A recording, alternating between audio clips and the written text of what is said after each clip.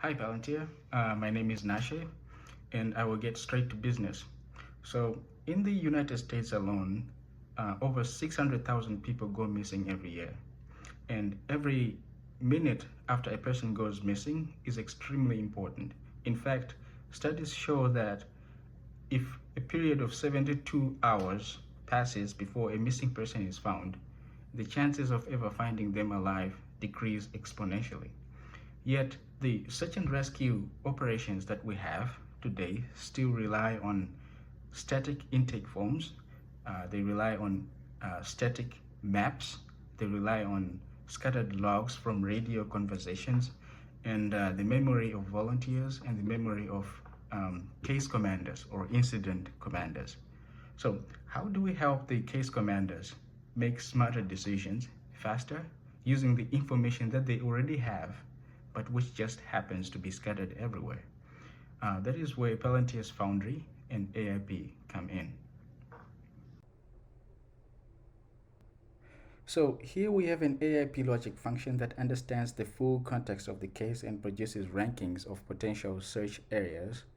And not only does the function produce rankings, but also the rationale that's behind each of those rankings. So this immediately answers a very important question and a difficult question. What search areas should we prioritize and why? But this is just the beginning.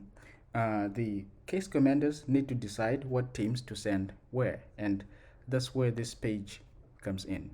So on this page, the case commanders can filter teams based on their availability, they can filter teams based on what they can do, and in one click of a button, they can assign any of these teams to specific search areas based on their needs. And when those teams have been deployed, they communicate back to the case commander through radio, because typically in these areas there is no cell service and there is no internet. So that's where this page comes in. Each of those transcribed radio conversations lands on this page. And in one click of a button, we have an AIP logic function that extracts structured intel from these transcripts using an LLM.